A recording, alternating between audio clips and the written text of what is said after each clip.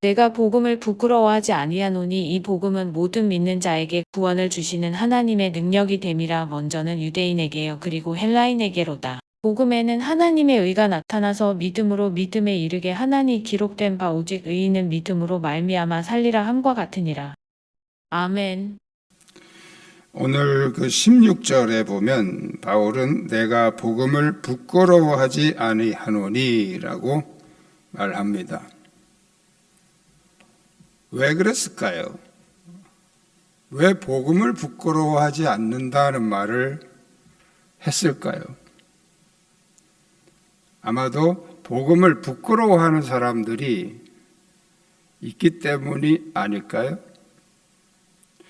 그렇다면 이 복음에는 어떤 비밀이 감추어져 있기에 바울은 이렇게 부끄러워하지 않는다고 담대하게 말했을까?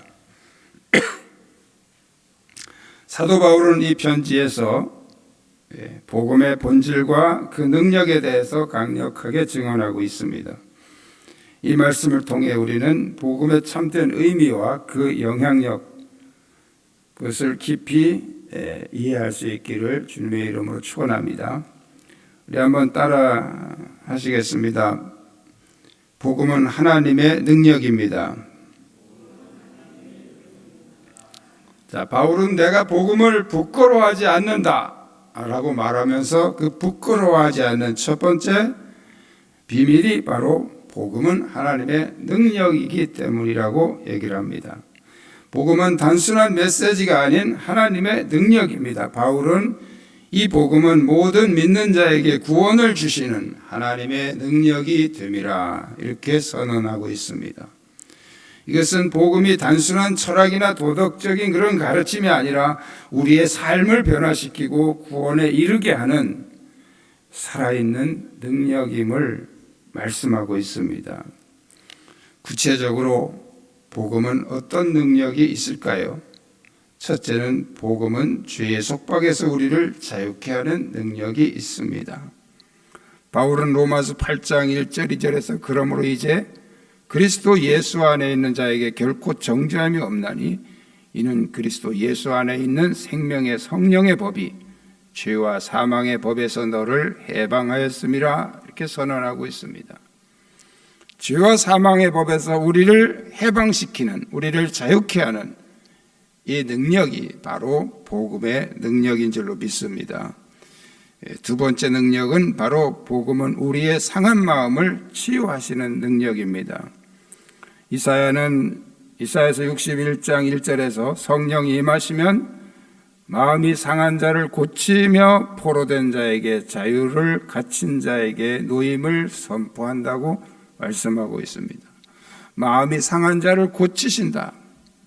바로 하나님의 복음이, 하나님의 말씀이 상한 마음을 고치신다는 거예요. 여러분의 상한 마음이 이 복음 앞에서 고침받으시기를 축복합니다. 세 번째 능력은 바로 복음은 우리를 하나님과 화목하게 하는 능력이 있다는 거예요. 로마서 5장 10절에 보면 곧 우리가 원수 되었을 때에 그의 아들의 죽으심으로 말미암아 하나님과 화목하게 되었은즉 화목하게 된 자로서는 더욱 그의 살아나심으로 말미암아 구원을 받을 것이니라. 예수 그리스도의 죽으심, 예수님의 그 십자가가 바로 하나님과 원수된 우리를 화목하게 하셨다.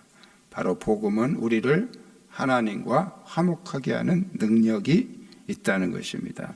이처럼 복음은 죄의 속박에서 우리를 자유케 하고 상한 마음을 치유하고 하나님과 화목하게 하는 하나님의 능력인 줄로 믿습니다. 두 번째 복음의 비밀은 따라하시겠습니다. 복음은 모든 사람을 위한 것입니다. 바울이 내가 복음을 부끄러워하지 않는다라고 말한 두 번째 이유는 바로 복음은 모든 사람을 위한 것이다 하는 것입니다. 율법은 이스라엘 백성들을 위해서 주어진 것입니다. 그러나 더 정확하게 말하면 이 율법은 이스라엘 백성들 또는 유대인들조차도 구원할 수가 없습니다. 그래서 바울은 갈라디아서 5장 4절에서 율법 안에서 의롭다함을 얻으려 하는 너희는 그리스도에게서 끊어지고 은혜에서 떨어진 자로다, 이렇게 말씀을 하고 있습니다. 오늘 본문에서 바울은 복음이 특정 집단이나 민족에게 국한되지 않고 모든 사람을 위한 것임을 주장하고 있습니다. 첫째는 유대인에게요, 또한 헬라인에게로다. 이 구절은 바로 이 복음의 보편성을 강조하는 그런 표현이죠. 유대인만 구원받는다는 이 유대주의 사상을 뛰어넘어서 이방인에게도 모든 민족이 구원의 복음이 활짝 열려 있음을 강조하고 있는 것입니다. 하나님의 사랑과 구원은 바로 인종과 문화와 사회적 지위와 관계없이 모든 사람에게 열려 있습니다. 복음은 모든 문화적 장벽을 뛰어넘습니다. 복음은 모든 사회적 차별을 극복합니다. 복음은 전 세계 모든 사람에게 평등한 구원의 기회를 제공하고 있습니다. 우리가 잘 알고 있는 요한복음 3장 16절, 다 암송하시죠? 우리 같이 한번 암송해 볼까요? 시작. 하나님이 세상을 이처럼 사랑하사 독생자를 주셨으니 이는 그를 믿는 자마다 멸망하지 않고 영생을 얻게 하려 하심이라. 아멘. 그를 믿는 자마다, 그를 믿는 자마다, 이것은 누구에게나 그런 뜻입니다. 어떤 사람도 제한하지 않고 그를 믿는 믿음이라는 조건만 있으면 모든 사람이 구원이 가능하다는 거예요. 복음은 사회, 문화, 인종 모든 장벽을 넘어서 누구에게나 활짝 열려 있음을 믿습니다. 세 번째로 복음의 비밀은 따라하시겠습니다. 복음은 믿음을 통해 의롭게 합니다. 바울이 복음을 부끄러워하지 않는 세 번째 이유, 그것은 바로 복음이 믿음을 통해서 우리를 의롭게 한다는 것입니다. 자, 복음이 복음되려면 두 가지 요소가 필요합니다. 뭘까요? 복음의 두 가지 요소.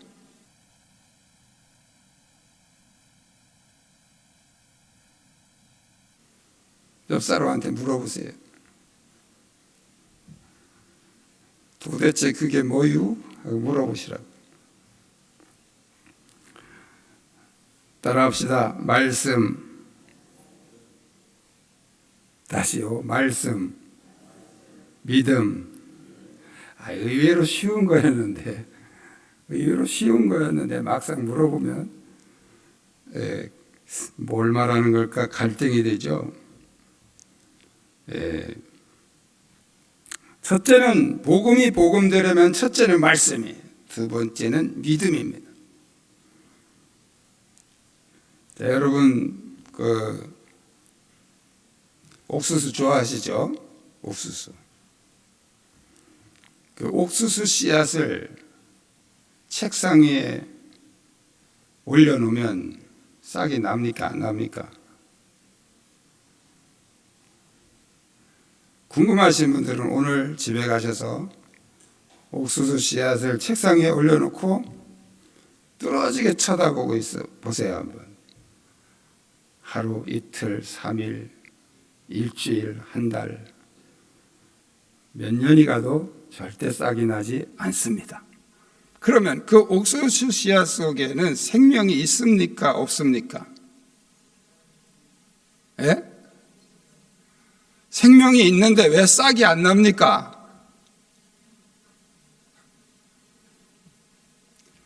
땅이라고 하는 조건이 안 맞으니까 안 나는 거예요. 그러니까 책상 위에 아무리 놔둬도 분명히 그 속에 생명은 있는데 그 생명은 생명이 아니에요. 그 생명이 땅 속에 심겨져야 그게 생명이 되는 겁니다. 할렐루야. 여러분이 말씀이 생명이 있습니까? 없습니까? 말씀은 생명이 있어요.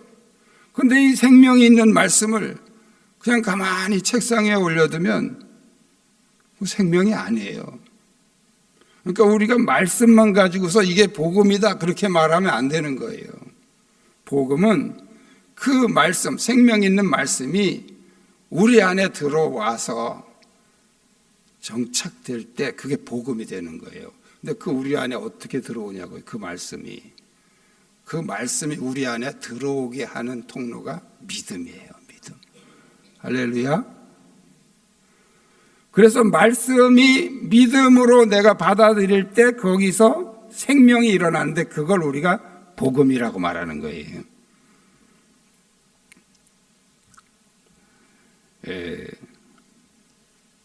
말씀 자체는 복음이 아니에요. 그냥 이건 말씀이에요. 로고스예요.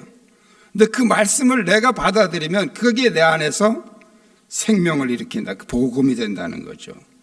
데살로니가전서 2장에서 바울은 데살로니가 교회를 굉장히 많이 칭찬합니다. 너희 믿음의 소문이 온 지역에 다 퍼져서 사람들이 다 알고 있다.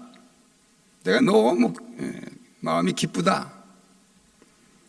근데 그들의 그 믿음의 소문이 그렇게 퍼지게 된 이유를 바울이 딱 얘기합니다. 그 이유는 내가 너희에게 말씀을 전할 때 너희가 사람의 말로 받지 않고 하나님의 말씀으로 받아들였다. 그래서 2장 13절에 따라합시다. 그 말씀이 너희 안에서 역사하느니라. 아멘. 자, 말씀을 하나님의 말씀으로 받아들였더니 그 말씀이 우리 안에서 역사하셨다. 그래서 데살로니가 교인들이 믿음이 좋아지고 그 믿음의 소문이 각 지역에 퍼졌다는 거예요.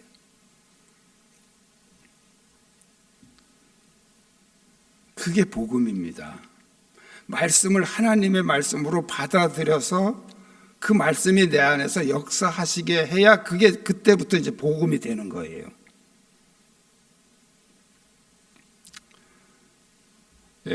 말씀을 누가 전합니까? 말씀을 누가 전해요? 사람이 전해요? 하나님이 전해요? 네? 사람이 전해요? 하나님이 전해요? 대답 잘 하셔야 돼요. 하나님이 전한다 그러면 갑자기 여러분은 저를 교주를 만드는 거예요. 사람이 전해요. 말씀은 사람이 전해요. 이게 이제 문제예요. 이 사람이 전하는 말을 어떻게 우리가 하나님 말씀으로 받아들이냐는 거죠. 그 여러분의 결정에 달려 있습니다. 매주일마다 매일 새벽마다 제가 설교를 합니다. 아, 저거 목사님이 하는 거야. 그러면 아무 역사도 안 일어나요. 아, 하나님이 지금 말씀하시는구나. 이건 제가 하나님이라서가 아니에요. 하나님이 저의 입술을 사용해서 전달하는 거죠. 그럼 그 하나님의 말씀이 되는 거예요. 누가 전하느냐는 중요한 게 아니에요. 제가 종종 말씀드리죠. 대통령상을 그 비서가 갖다 전달해도 그건 대통령상이지 비서상이 아니에요. 똑같은 원리예요. 제가 제 말을 한다면 그건 하나님 말씀이 될 수 없지만 하나님의 말씀을 가지고 여러분에게 전달을 한다면 그것은 제 말이 아니고 하나님의 말씀이에요. 그런데 이것을 하나님의 말씀으로 잘 받아들인 사람들이 데살로니가 교인들이었어요. 그래서 바울이 너희가 우리의 말을 사람의 말로 받지 않고 하나님 말씀으로 받았다. 그래서 그 말씀이 너희 속에 역사했다.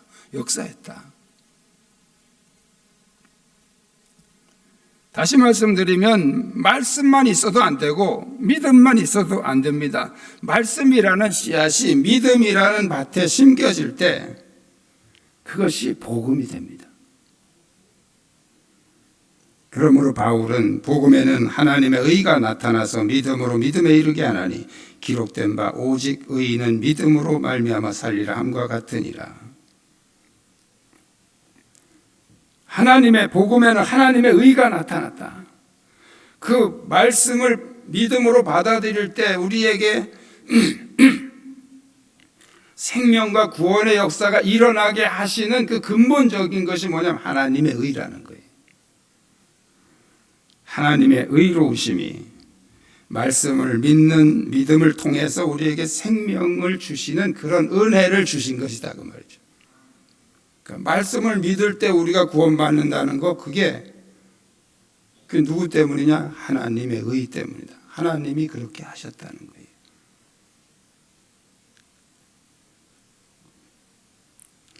하나님이 의로우신 하나님이 우리를 의롭게 하셔서 당신의 자녀를 삼으시려고